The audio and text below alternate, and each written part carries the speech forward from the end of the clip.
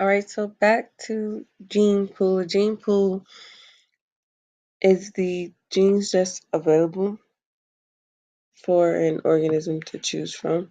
So, for example, the genes here are tall neck and short neck, and we know that these different types of variations or these differences came from mutations in your DNA. Evolution happens when you start to change the gene pool. So, over time, if all the short neck giraffes die out, the gene pool changes to only having tall neck giraffes, and therefore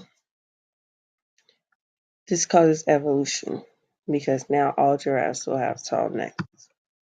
Speciation is a word used to describe how we make new species or how new species are formed. One way new species are formed is something called geographical isolation, and this is when small populations become isolated. So, for example, let's say all owls started off in one location and then they split up to look for food. So the owls that went north, they stayed up there and their gene pool changed. So over time, all the owls that went north only have certain genes to choose from. And let's say some owls went down south to Mexico. And again, their gene pool changed. Well, over time, the owls that went up north and the owls that went down south, their gene pool is going to be so different from each other that they won't be able to mate. Since they can't mate with each other anymore, they form their new species. So they have the northern spotted owl and the Mexican spotted owl. This is called geographical isolation. Basically, when you move to different locations and you're unable to reproduce with each other again, you create your own species. Coevolution is that when one species change, it influences another species to change. For example, the flower with the longest petal evolved, and that ended up being a good adaptation. So they were able to live and reproduce. Well, the moth with the longest tongue were able to access their food in this flower, and all the short tongued moths ended up dying out. Coevolution usually happens between predator and prey. So as the prey changes, the predators with the best adaptation will change too. So coevolution, when one thing changes, it influences another thing to change.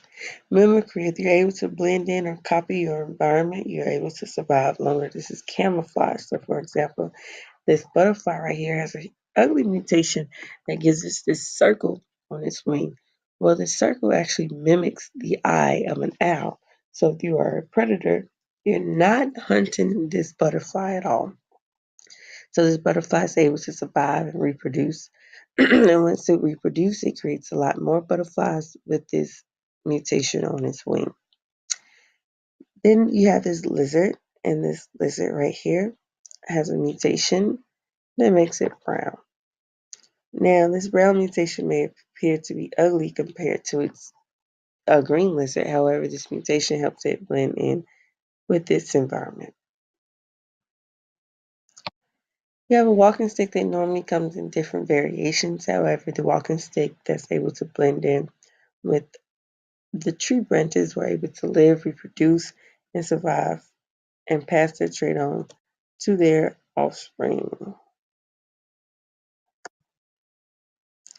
Yeah, praying mantis are usually is all green. However, this praying mantis has an adaptation that gives it a brown outer body. This outer body helps it blend in with its environment, so it's mimicking its environment. In this environment, the green praying mantis will easily be hunted where the brown praying mantis can blend in with its environment. In this picture, you have a chameleon playing dead. Can you spot it? This chameleon has an adaptation that allows it to blend in with its environment or mimic its environment. So this chameleon will be able to survive and pass the adaptation on. There he is. And you have to remember that it's the environment that's going to decide which adaptations are the best. And the organism can't decide which adaptation is the best. It's got to be in the environment. That's why it's called natural selection. Let's talk about something called resistance. Some organisms have a mutation that makes them resistant to what you put on them. So, for example, let's talk about roaches.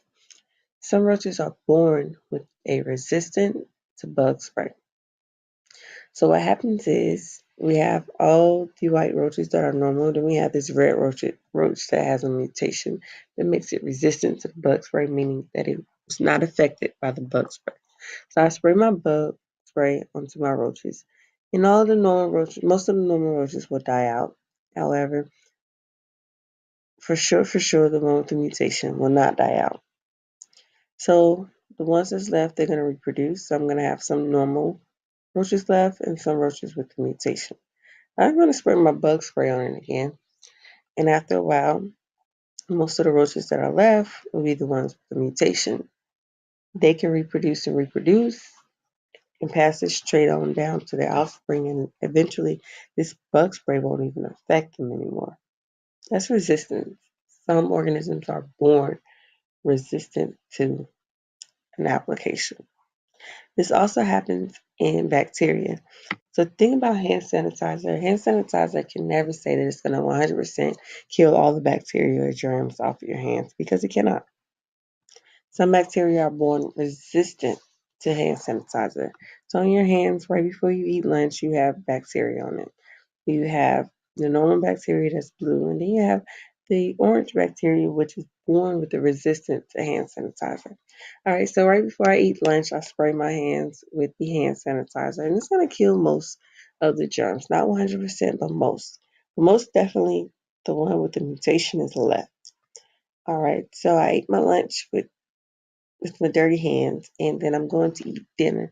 This time, bacteria has reproduced, and the bacteria with the mutation that makes it resistant is able to reproduce as well.